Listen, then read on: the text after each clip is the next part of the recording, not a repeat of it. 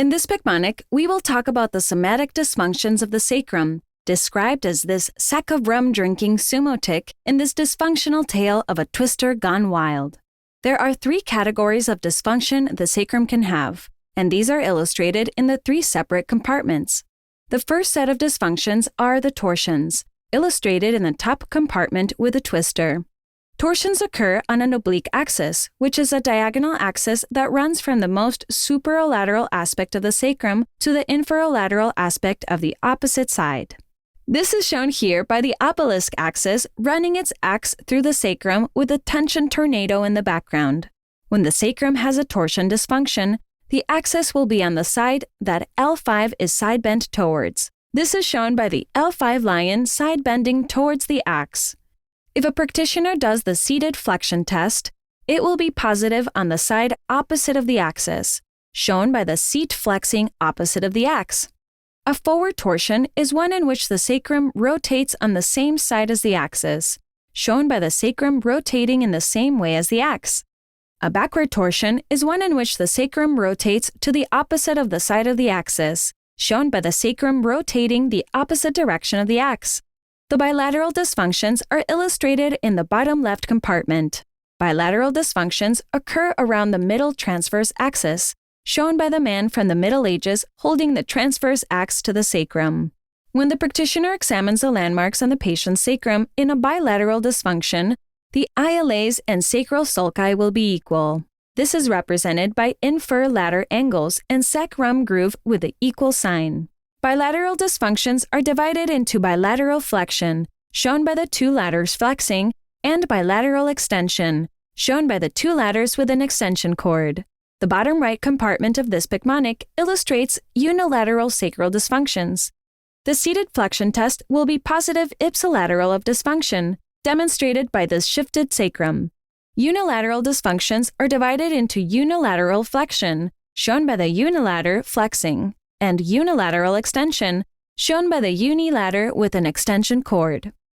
In summary, sacral torsions occur around an oblique axis.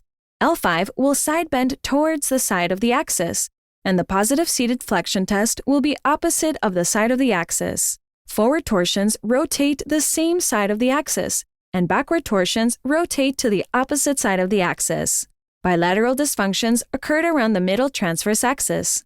The ILAs and sulci will be equal when measured by the practitioner. Bilateral dysfunctions are divided into bilateral flexion and bilateral extension. In unilateral dysfunctions, the seated flexion test will be positive ipsilateral to the side of the dysfunction.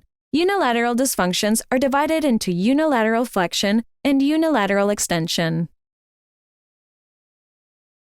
This sumo tick was hitting the sacrum a little too hard one day and started dysfunctioning.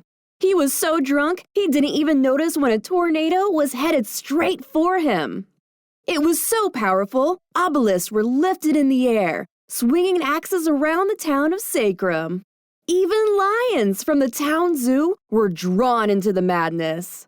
Furniture, like this seat, were thrown into the mix, and all of Sacrum was twisted forward and backward again.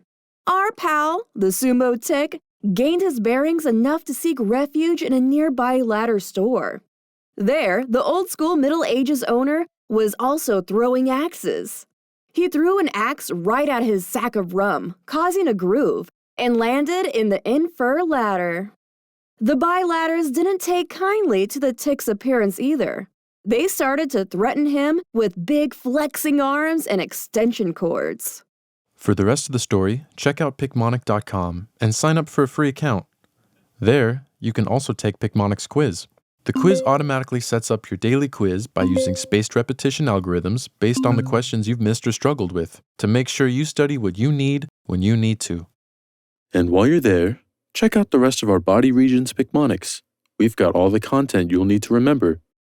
Everything from cranial 2, strain patterns, cranial motion and structural exam, sacrum motion and structural exam, sacrum 2, somatic dysfunctions of the sacrum, innominates, and so much more, so you can lock down on everything you need to know forever. Play, quiz, and spaced repetition. Efficient effective, and research proven to increase exam scores.